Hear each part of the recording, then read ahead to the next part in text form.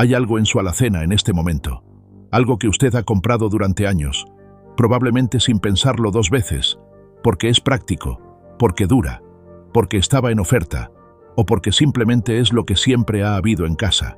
Estoy hablando de las latas. Y hoy quiero tener con usted una conversación que nadie le ha tenido en el supermercado. No el empleado que acomoda los estantes, no el anuncio en la televisión, ni siquiera su médico, que tiene apenas 15 minutos por consulta. Quiero hablarle de lo que hay dentro de esas latas, no del ingrediente principal, ese lo conoce, sino de todo lo demás, del sodio que no ve, del recubrimiento que no se menciona, de los azúcares que se esconden detrás de nombres que parecen científicos, y de dos enlatados, solo dos, que después de revisar toda la evidencia disponible, yo consideraría seguros para consumir con regularidad.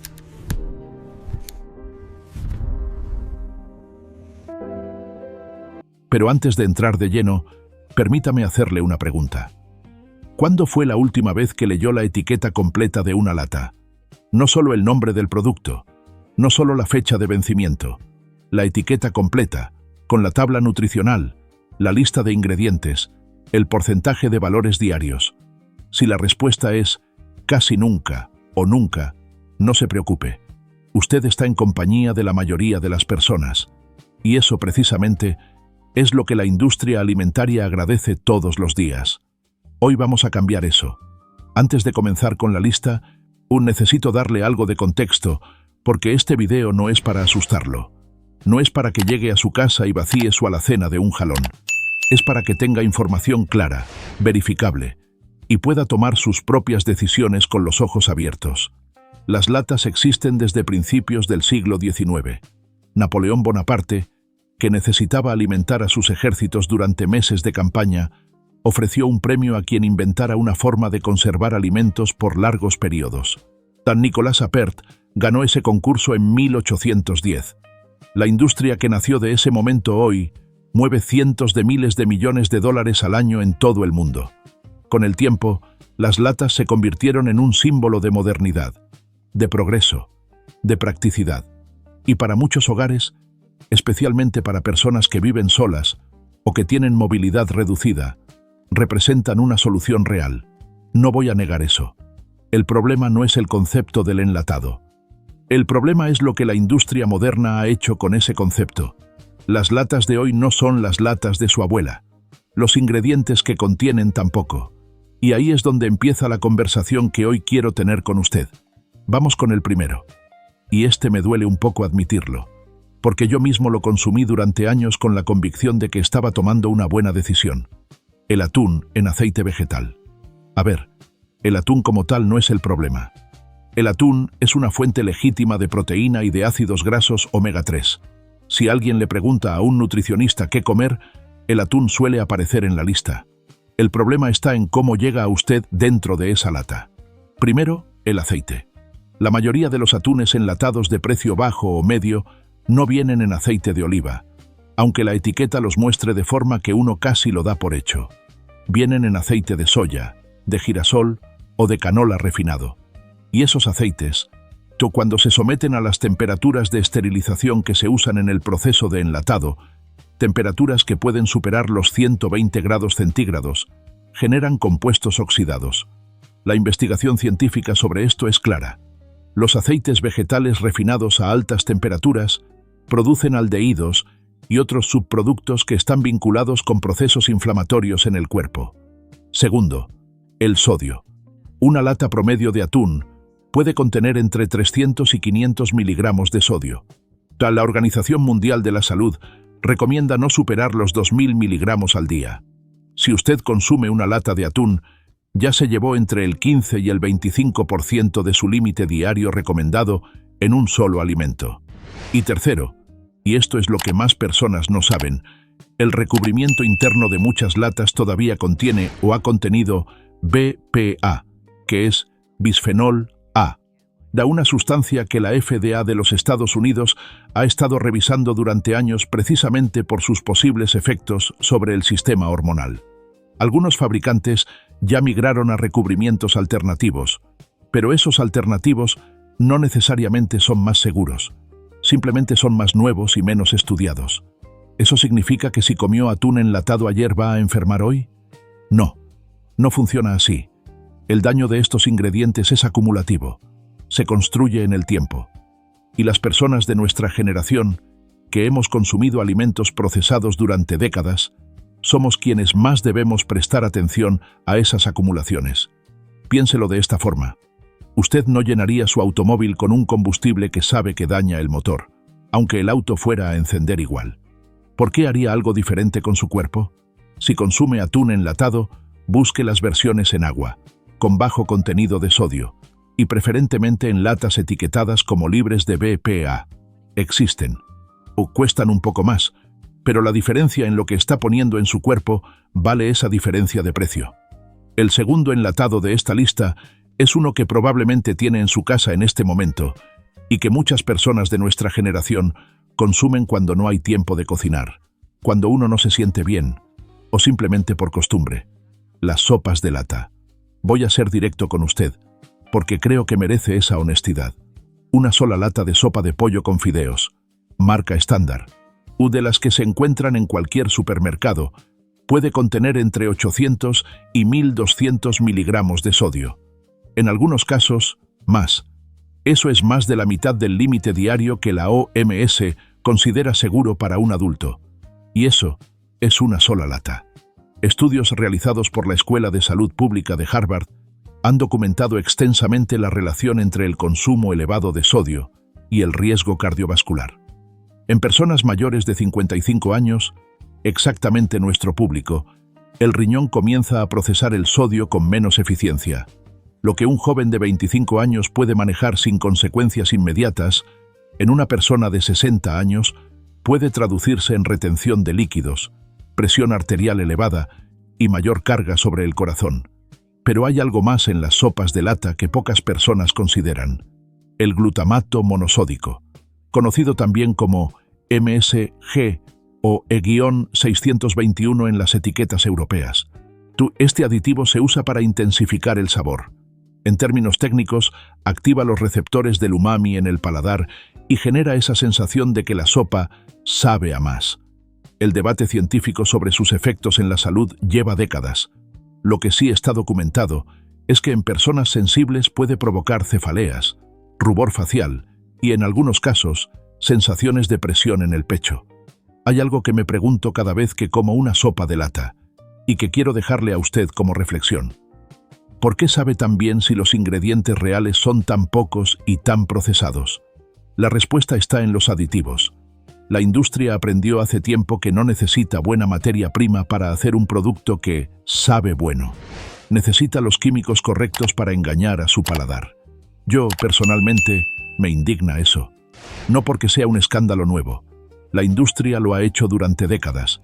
Me indigna porque durante años yo interpreté ese sabor intenso como señal de calidad, como sinónimo de que algo era bueno. Y resulta que era exactamente al revés. Y nosotros, sin saberlo, les pagamos por esa ilusión. El tercero es quizás el más difícil de esta lista. No porque sea el más peligroso, sino porque viene envuelto en nostalgia. Y la nostalgia, cuando la industria la usa bien, es la defensa más efectiva que tiene contra su criterio. Las frutas en almíbar, duraznos en almíbar, peras en almíbar, cóctel de frutas. Esas latas que en muchas casas se guardan para el postre de los domingos o para cuando viene alguien de visita. Yo las recuerdo perfectamente en la mesa de mi familia. Y por eso mismo me costó más aceptar lo que voy a contarle ahora. El problema no es la fruta en sí. El problema es lo que la rodea. El almíbar que baña esas frutas es, en esencia, un jarabe de azúcar altamente concentrado. Dependiendo de la marca, puede contener entre 15 y 25 gramos de azúcar añadida por porción. Y una porción, según la etiqueta, suele ser la mitad de la lata, lo que significa que si usted se come la lata completa, puede estar consumiendo entre 30 y 50 gramos de azúcar añadida de un solo golpe. Para ponerlo en perspectiva, la OMS recomienda que el azúcar añadida no supere los 25 gramos al día para un adulto promedio. Ahora bien, aquí hay un matiz importante que quiero ser honesto con usted. La fruta dentro de esa lata no es veneno. La fibra sigue ahí, aunque reducida. Algunas vitaminas sobreviven el proceso de enlatado. Si usted vive en un lugar donde el acceso a fruta fresca es limitado, o si tiene dificultades para masticar fruta entera, la fruta en lata sin almíbar, o en su propio jugo, es una alternativa aceptable. El problema específico es el almíbar, ese jarabe azucarado que muchos beben directamente del plato, sin saber que están consumiendo lo equivalente a varios terrones de azúcar en cuestión de segundos. Y hay algo que la industria no le dice cuando pone esas fotos de frutas frescas y coloridas en la etiqueta. La fruta que usted ve en la imagen y la fruta que está dentro de la lata no son la misma experiencia nutricional. El enlatado destruye entre el 30 y el 50% de ciertos nutrientes sensibles al calor, como la vitamina C. Lo que queda es una versión empobrecida de la fruta original, bañada en azúcar, dentro de un envase del que todavía no sabemos con certeza todo lo que migra hacia los alimentos. Si disfruta las frutas en lata, búsquelas en agua o en su propio jugo, y enjuague la fruta antes de comerla. Eso reduce significativamente el azúcar residual que queda adherida. Aquí quiero hacer una pausa. Llevamos 3 enlatados, y quiero preguntarle algo. ¿Está reconociendo alguno de estos productos en su propia alacena? No le pido que responda en voz alta, solo que lo piense. Porque lo que estamos haciendo aquí no es juzgar decisiones pasadas. Esas decisiones se tomaron con la información que había disponible, o con la información que la industria permitió que llegara a usted. Lo que estamos haciendo hoy es actualizar esa información, y eso tiene valor. Si esto le está siendo útil, le pido que le dé me gusta al video. Eso ayuda a que este tipo de contenido llegue a más personas que lo necesitan. Continuamos. El cuarto va a sorprender a muchos, porque es un alimento que en su forma original debería estar en cualquier lista de lo más saludable que existe. Lo que la industria hizo con él es, francamente, un desperdicio. Los frijoles refritos enlatados con conservadores. Primero, lo que vale la pena decir.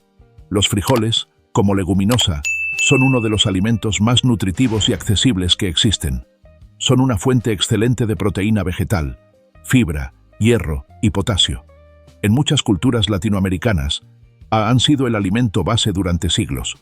Los frijoles bien preparados en casa, sin exceso de sal y sin grasas industriales, son genuinamente buenos para la salud. El problema es lo que ocurre cuando ese frijol llega a una lata procesada industrial. Los frijoles refritos enlatados que se venden en la mayoría de supermercados contienen, además de los frijoles, grasas parcialmente hidrogenadas o aceites vegetales de calidad cuestionable, cantidades elevadas de sodio, muchas veces superando los 400 miligramos por porción, y en algunos casos, conservadores como el EDTA, de calcio disódico, que se usa para mantener el color y la textura, y cuyo efecto en el metabolismo de micronutrientes todavía es objeto de estudio. Hay algo más que la mayoría no considera. Cuando los frijoles se enlatan, el proceso de esterilización cambia su estructura. Los almidones se gelatinizan de forma diferente.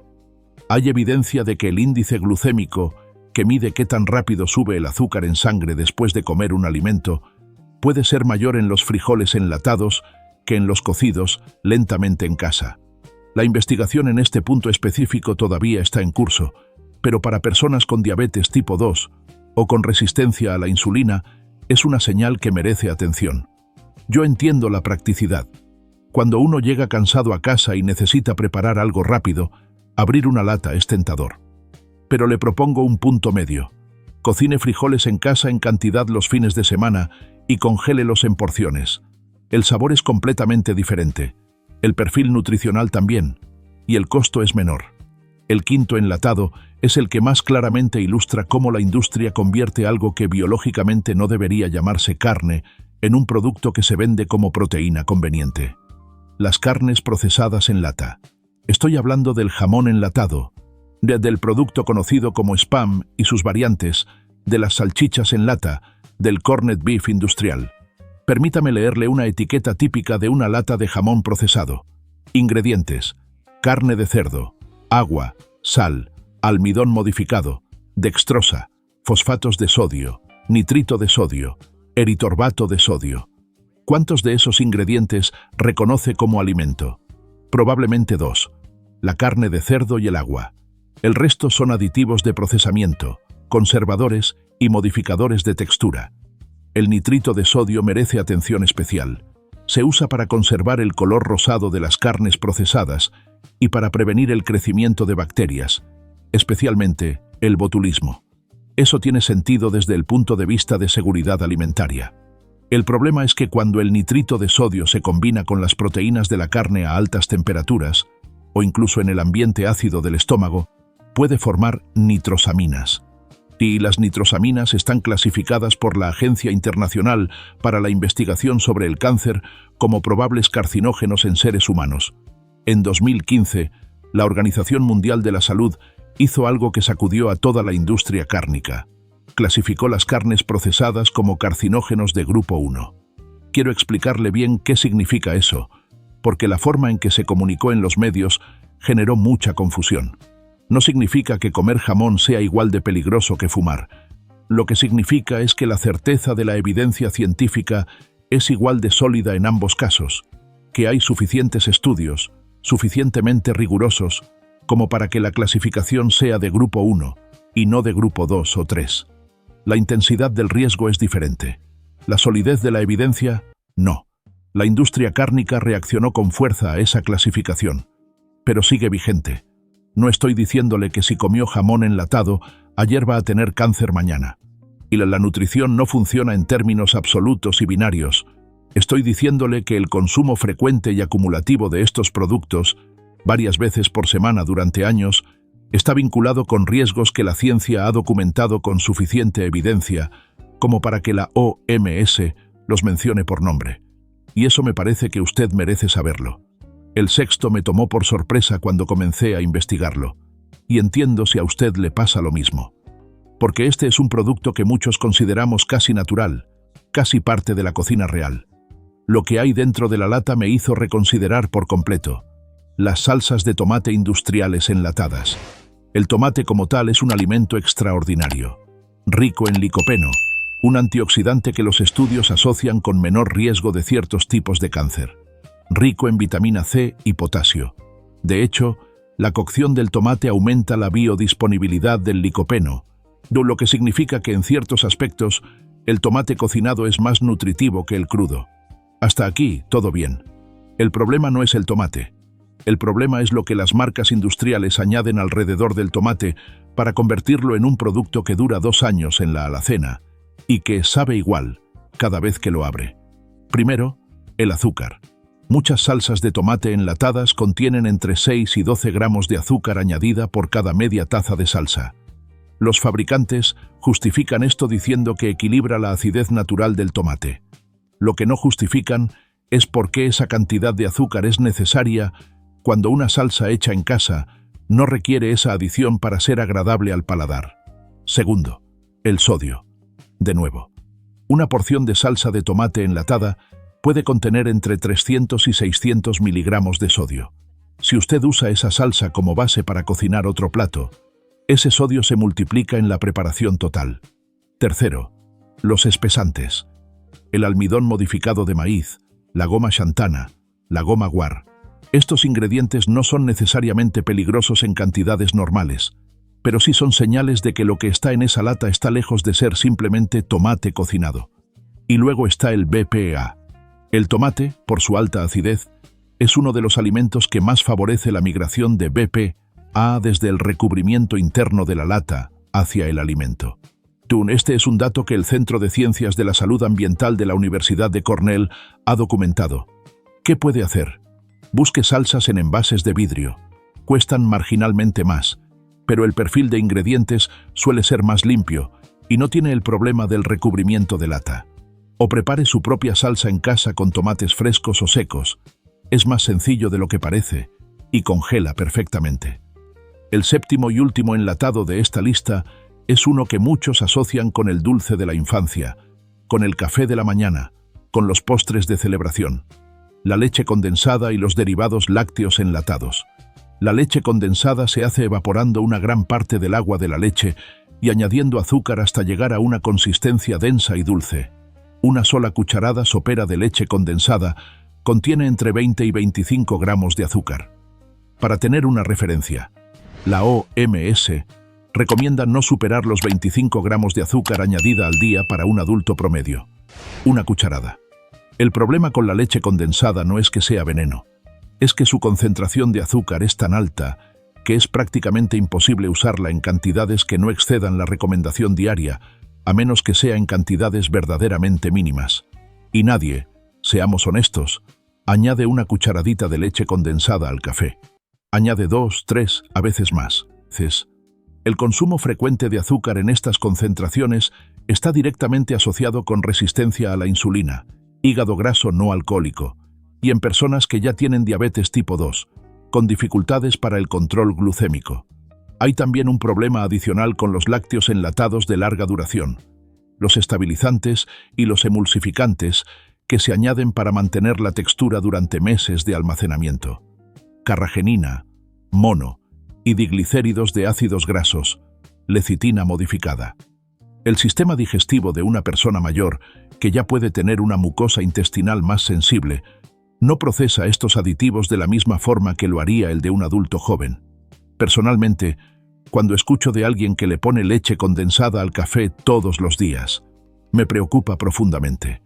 No porque esa persona sea descuidada, sino porque nadie le explicó nunca lo que hay detrás de esa cucharada.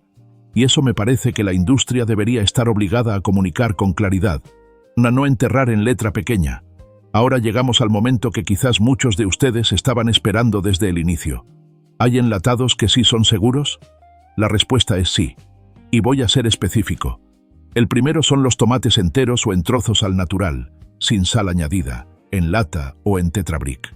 Busque aquellos cuya lista de ingredientes diga únicamente tomates, sin sal, sin azúcar, sin almidón, sin conservadores. Estos productos existen, aunque requieren leer etiquetas para encontrarlos. El tomate procesado sin aditivos conserva una cantidad significativa de licopeno, incluso después del enlatado, y representa una base de cocina nutritiva y conveniente. El segundo son las leguminosas, frijoles negros, garbanzos, lentejas, enlatadas en agua, sin sal añadida, y en latas certificadas como libres de BPA. De nuevo, existen. Hay marcas que ofrecen exactamente esto. El perfil nutricional de estas leguminosas enlatadas sin aditivos es sorprendentemente cercano al de las mismas leguminosas cocinadas en casa. La fibra se conserva casi intacta, las proteínas también, y el tiempo de preparación se reduce a 0. La clave en ambos casos es la misma: la etiqueta. Si la lista de ingredientes tiene más de 4 o 5 elementos, si contiene palabras que usted no reconoce como alimentos reales, si el sodio supera los 200 miligramos por porción, o si no especifica que la lata es libre de BPA, ese no es uno de los seguros. El supermercado no le va a guiar hacia los mejores productos. Los están mezclando todos juntos, en el mismo pasillo, con etiquetas diseñadas para parecer igualmente saludables. Usted tiene que ir con sus propios criterios. Y ahora los tiene. Quiero terminar hablándole de algo práctico, porque sería irresponsable de mi parte mostrarle 7 enlatados problemáticos y luego dejarle solo con esa información. ¿Qué hace con las latas que ya tiene en casa? Primero, no entre en pánico. El daño de estos productos es acumulativo. Una lata que ya tiene en la alacena no representa una emergencia. Termine lo que tiene y tome mejores decisiones para la próxima compra. Segundo, lea etiquetas antes de comprar, no después. En el supermercado, antes de poner una lata en el carrito, voltéela. Mire la lista de ingredientes.